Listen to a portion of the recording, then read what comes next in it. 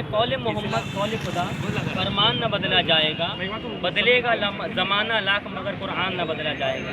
ये कुरान वो कुरान है जिसको हमने आपने या किसी आदमी ने नहीं लिखा।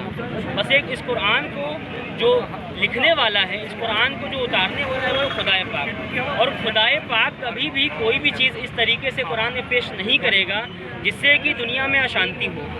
कुरान ने जिस तरीके से हम लोगों को ये शांति का पैगाम दिया है, उसी तरीके से जो आयत यहाँ पे जिस दूसरे मकसद के लिए तहत की गई है, जिसका मकसद वायलेंस नहीं है, कुछ बुनियाद पर कुछ जगहों पर जिस मकसद के तहत वो कुरान पाक उतारी गई है, उसकी जब तक हम डिटेल, उसका पसमंजस, उसका बैकग्राउंड नहीं जानेंगे तब तक हम इस आयत को समझ नहीं सकते।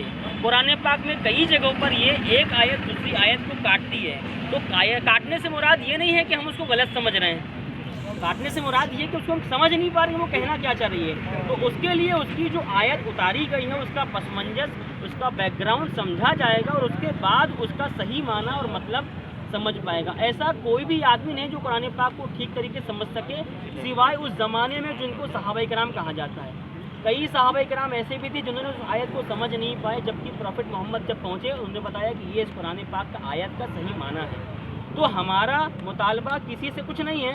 फ़िलहाल अभी जो वसीम रिजवी ने जो बयान दिया है कि कुरान पाक की 26 आयतें हैं, 26 आयतों में वो अशांति फैलाने वाली आयतें हैं, तो हमारा ये मुतालबा कानून से है, सरकार से, भारत सरकार से, मध्य प्रदेश सरकार से है कि वसीम रिजवी के खिलाफ सख्त से सख्त कार्रवाई की जाए।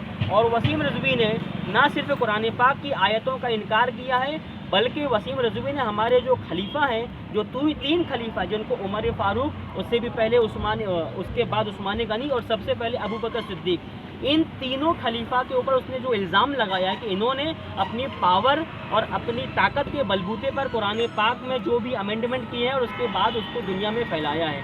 तो ये जो वसीम रिजवी ने जो इल्ज़ाम लगाया है, ये इल्ज़ाम से भी हमारे सहाबा की गुस्ताखी होती है।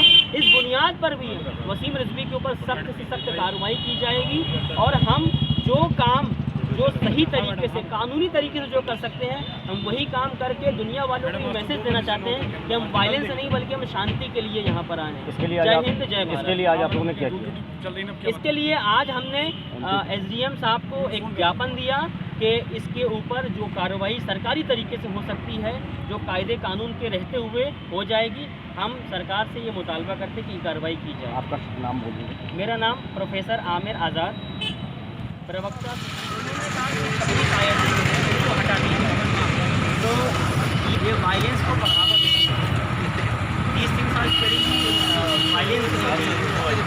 So this is my faith, sir, that this Quran is not for the violence, बल्कि this Quran is for the peace. According to me, sir, what according to my country, this is my request to you that you please do the needful, whatever the statement given by go through that and what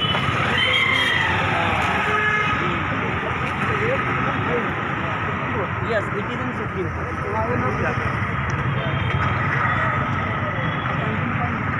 Sir, actually the thing is that, sir, we are local bodies. We are residing in Jabalpur. So whatever I can do, I'm doing in Jabalpur.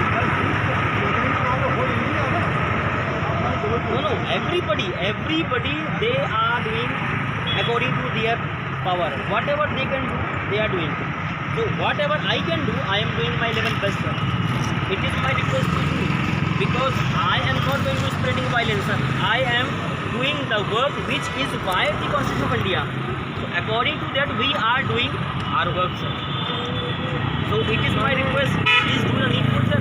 Whatever the action can be possible, we can do that. मुर्दाबाद मुर्दाबाद वसीम रिजवी मुर्दाबाद मुर्दाबाद मुर्दाबाद वसीम खंजीर मुर्दाबाद मुर्दाबाद मुर्दाबाद वसीम खंजीर मुर्दाबाद मुर्दाबाद मुर्दाबाद।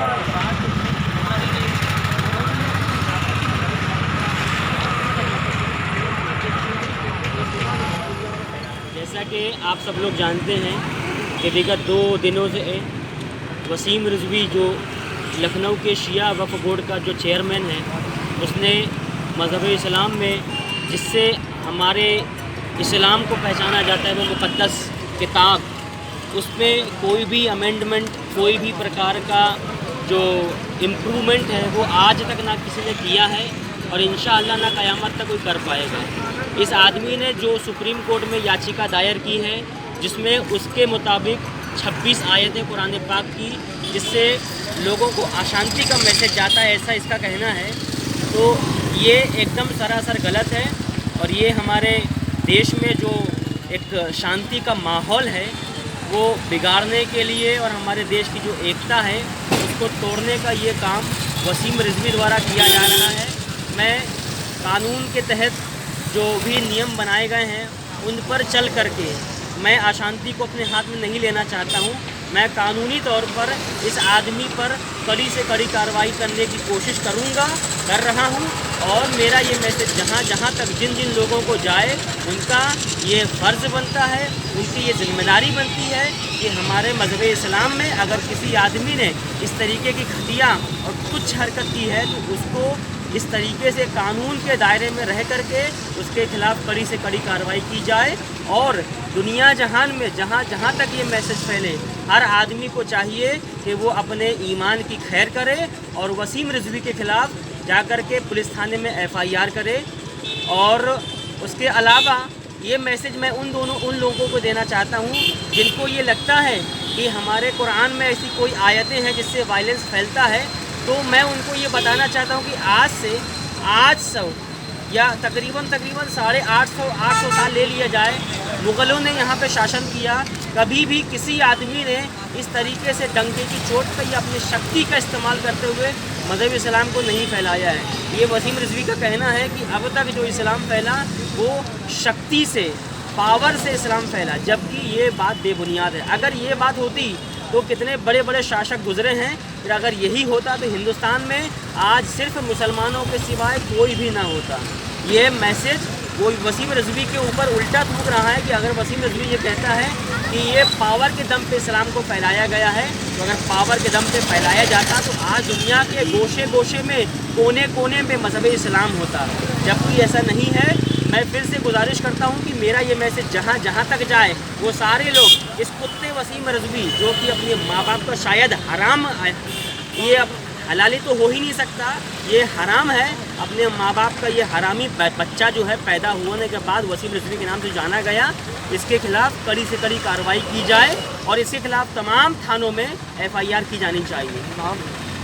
मैं सुन्नी यूथ फोर्स ईमान तंजीम का वक्ता प्रोफेसर आमिर आज़ाद अंसारी।